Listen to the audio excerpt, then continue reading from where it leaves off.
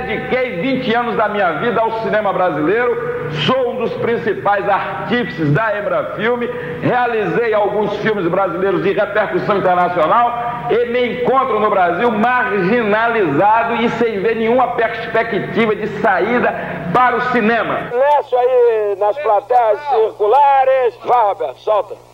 Som.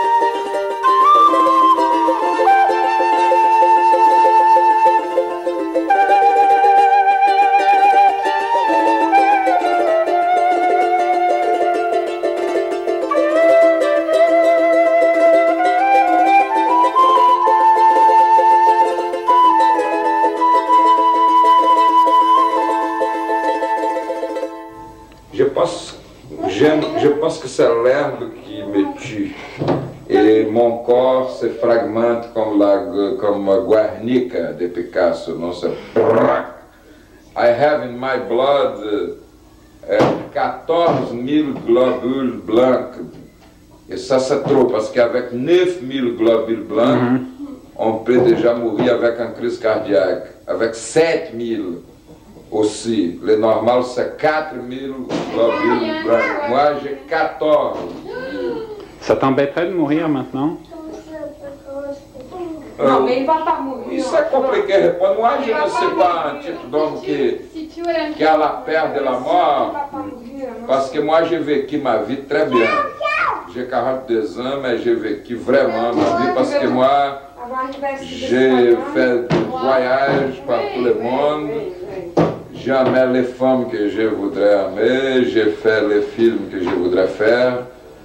Et enfin, Che Guevara is dead, ele est mort avec 38 ans, moi j'ai 42, c'est trop pour un latino-américain. Sintra is a beautiful place to die.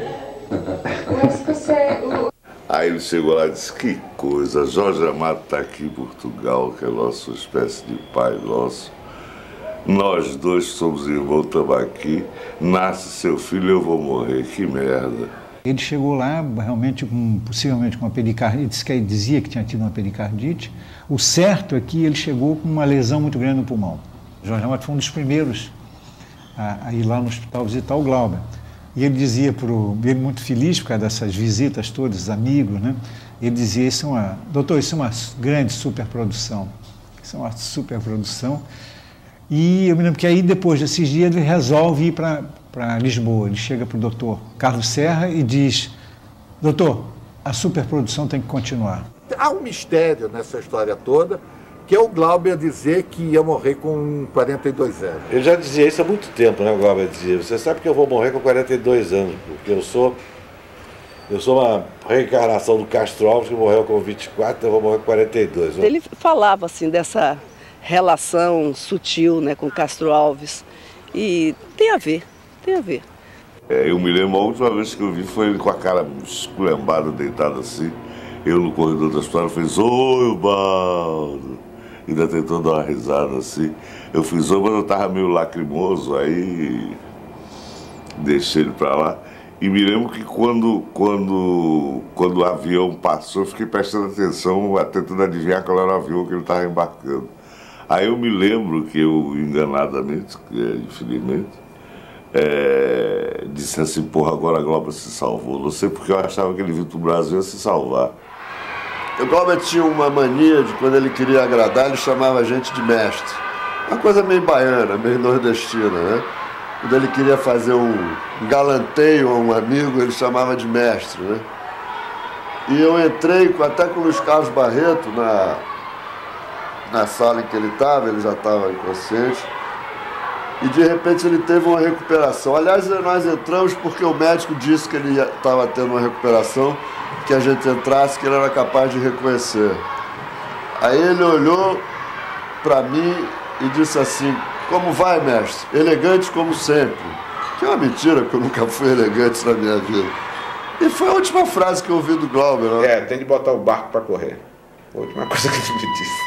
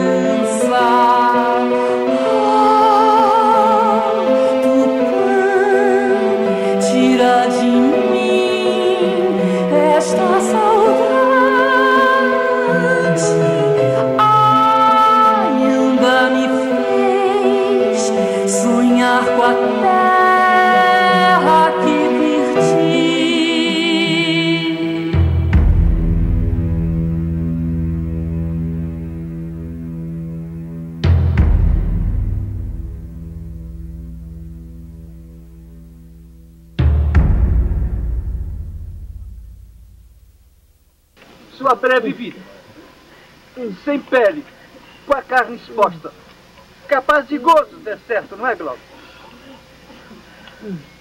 Mas mais capaz de dor, da nossa dor. Uma vez, eu não vou esquecer nunca, Glauber passou a manhã abraçado comigo chorando. Chorando, chorando convulsivamente. Eu custei a entender, ninguém entendia, que Glauber chorava a dor que nós devíamos chorar, a dor de todos os brasileiros. O Glauber chorava as crianças com fome. O Glauber chorava esse país que não deu certo. O Glauber chorava a brutalidade. O Glauber chorava a estupidez, a mediocridade, a tortura. Ele não suportava, chorava, chorava, chorava. Os filmes do Glauber são isso. É um lamento, é um grito, é um berro. Essa herança que fica de Glauber. Fica de Glauber para nós a herança de sua indignação. Ele foi o mais indignado de nós. Indignado com o mundo tal qual é, assim. Indignado, porque mais que nós também, Glauber podia ver o mundo que podia ser, que vai ser, Glauber, que há de ser. Glauber viveu entre a esperança e o desespero, como um pêndulo louco.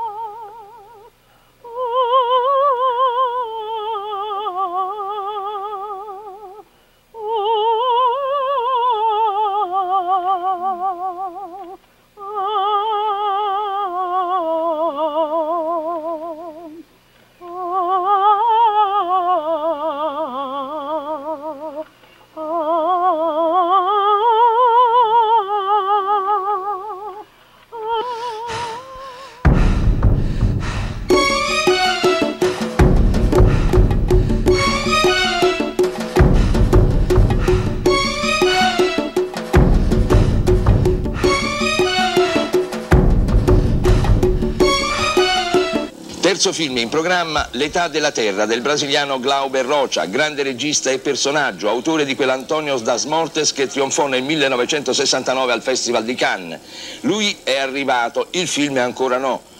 Per presentarlo, come lo presenterebbe lei? Um filme brasiliano de Glauber Rocha, é um filme brasileiro, é um filme latino-americano, um filme anche universale. Non voglio spiegare niente, voglio che si vede e che si sente il film. C'è un suono rivoluzionario, una novità molto grande. È un film che si potrebbe definire d'avanguardia? Un film audiovisuale, purtroppo non è un film a soggetto, un film classico, un film convenzionale, perché questo è un film di immagini e di suoni, non è un film di parole, perché questo è il teatro, non è cinema.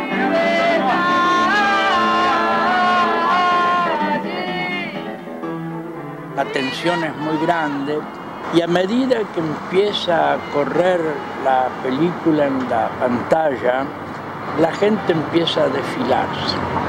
Primero sigilosamente para pasar más o menos inadvertida y empieza a irse.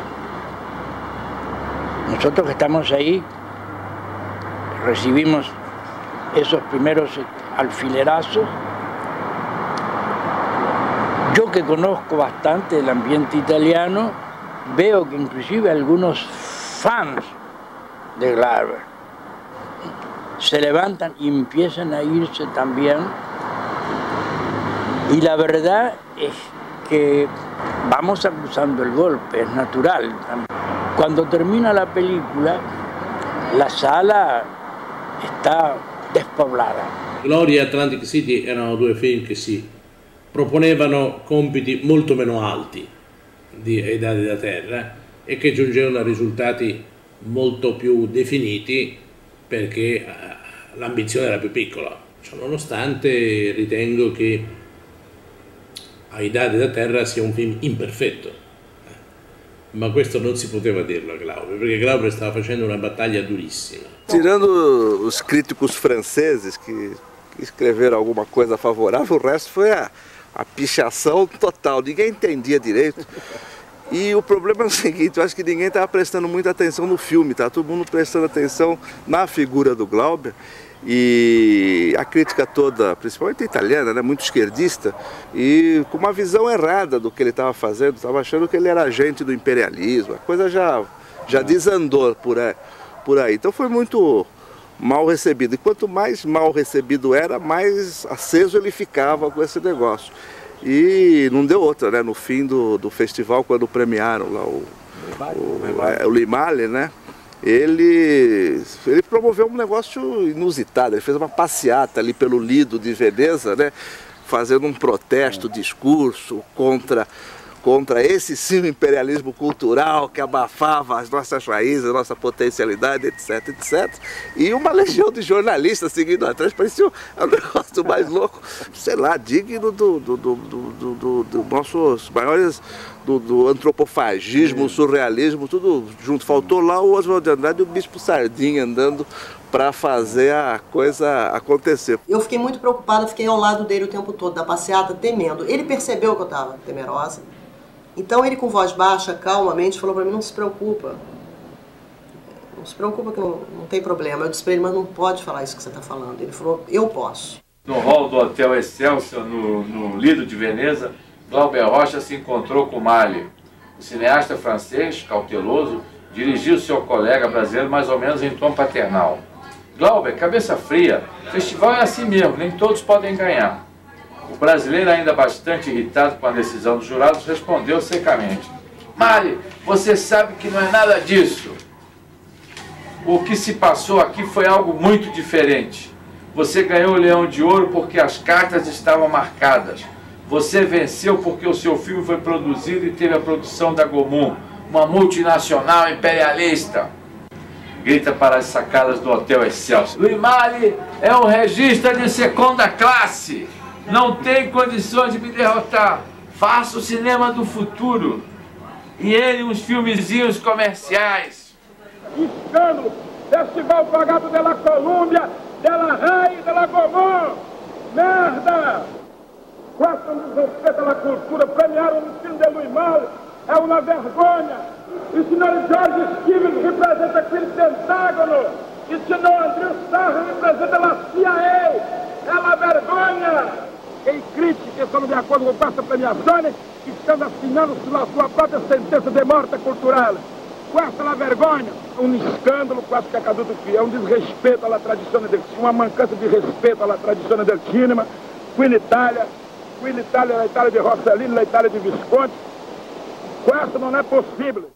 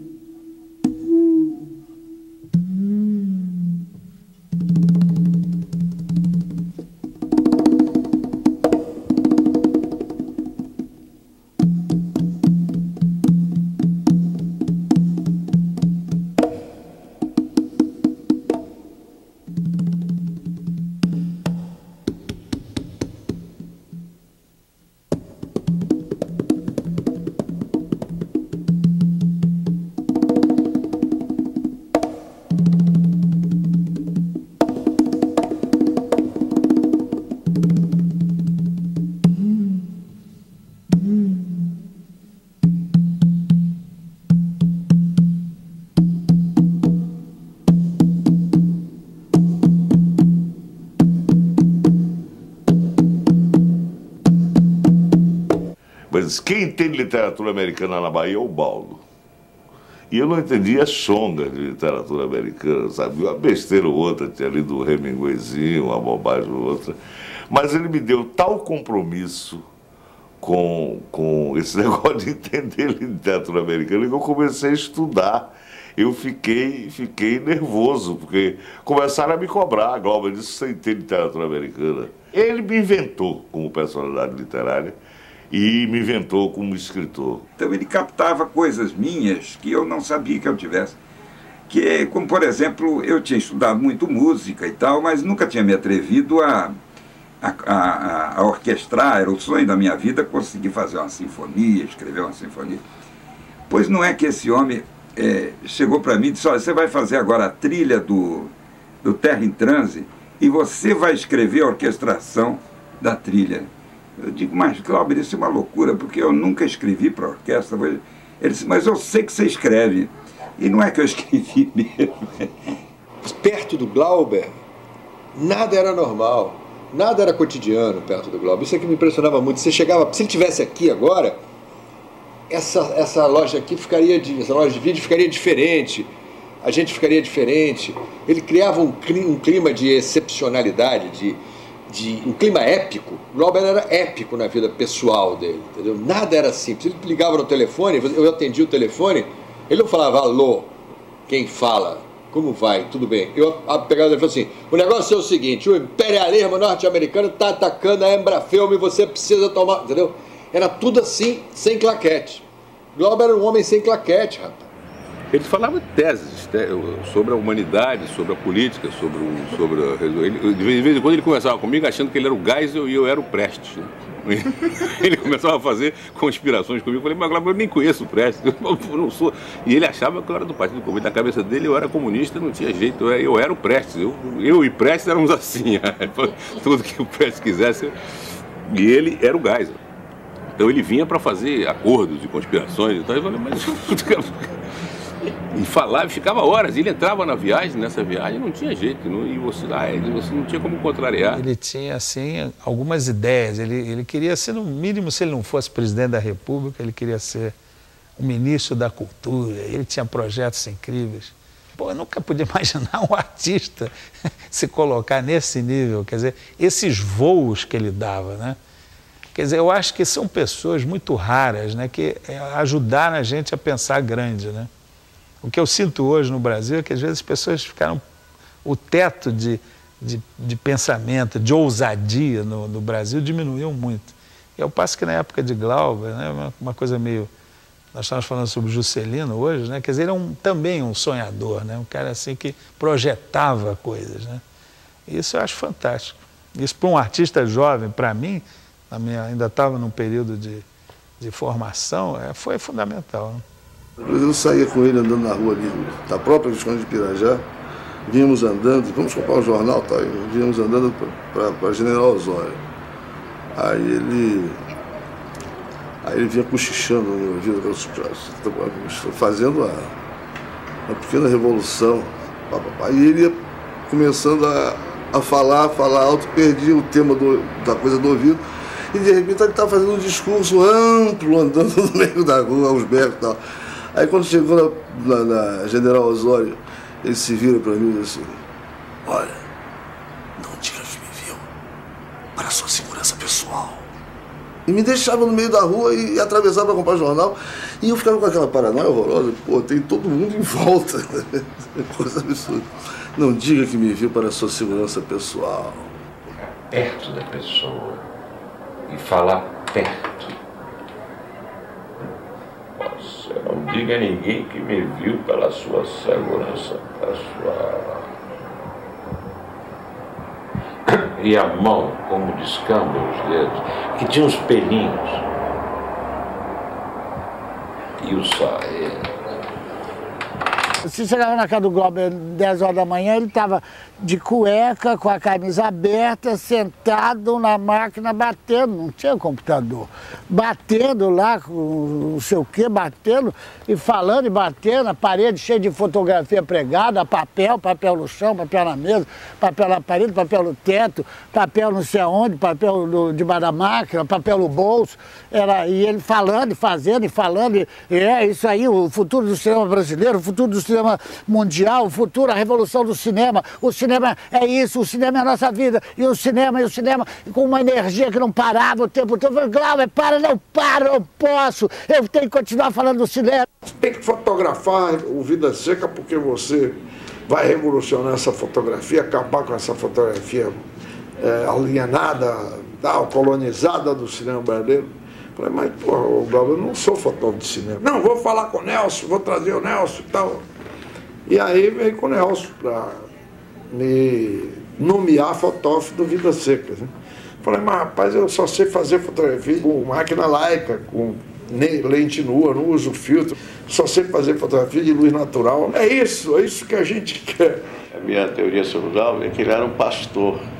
Ele tinha a verdade, ele tinha que dizer a verdade para os outros. Não só para os amigos, mas para os inimigos principalmente. Ele era portador da palavra de Deus, ele explicava, então ele tinha essa segurança, né, e essa força de usar o verbo como uma pregação. Essa obsessão assim pelo trabalho e botar todo mundo para trabalhar, né, isso deve ter uma raiz protestante, né, isso é coisa de formação protestante. As provocações que ele faz no cinema brasileiro, elas são permanentes, né? Toda vez que o cinema brasileiro estava aquietado, o Glauber falava uma grande maluquice, não é? Inicialmente você se assustava com a maluquice, depois quando você ia administrar, você via não, que era uma coisa orgânica, que era a maneira dele de fazer aquelas coisas.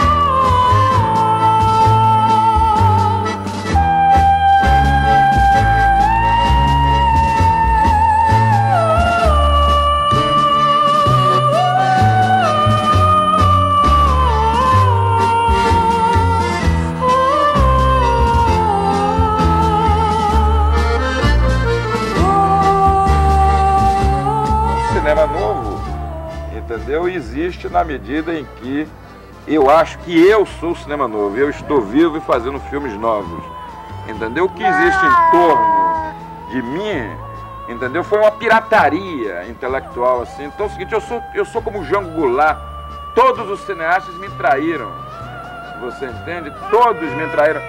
Eles não perdoaram eu ter feito Deus e o Diabo na Terra do Sol aos 23 anos de idade e ter impressionado as telas do mundo.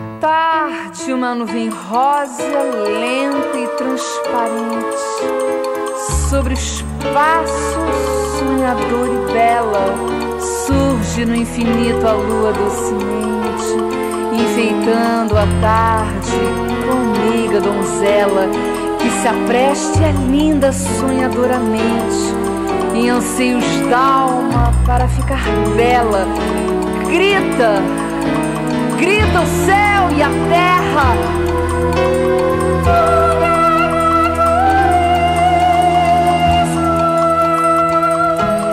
Cala a passarada aos seus tristes queixumes e reflete o mar, toda a sua riqueza. Suave a luz da lua desperta agora a cruel saudade que ri e chora. Tarde, uma nuvem rosa lenta e transparente sobre o espaço sonhadora e bela.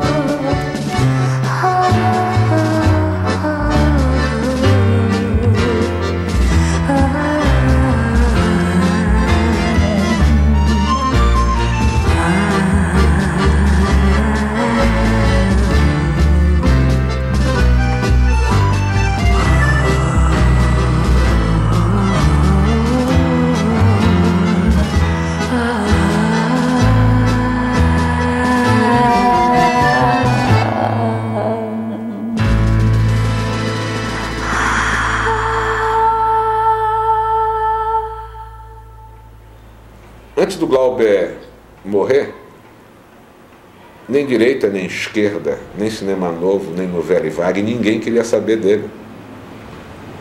A passada para o outro lado, todo mundo quer, foi só a noite da morte. Durante o dia, ninguém queria assumir nada. Glauber tinha esculhambado o Partido Comunista, fascistas, militares, esquerda, direita, todo mundo, e a resposta tinha vindo. O sujeito que tem um gênio, que tem, vamos dizer assim, essa coisa que o Glauber tinha, né, com certeza, que tinha o Villa-Lobos, que tinha o Darcy, que tinha, assim, vamos dizer, um pensamento original. Né? Acho que basicamente, no fundo, pode ser resumido assim, é uma pessoa que pensa diferente dos outros, que tem uma coisa, tem uma originalidade. Essas pessoas sofrem muito, são muito atormentadas, porque inclusive são muito incompreendidas e como as pessoas sabem o valor que tem, porque E quando os outros não reconhecem, ficam muito sensibilizados.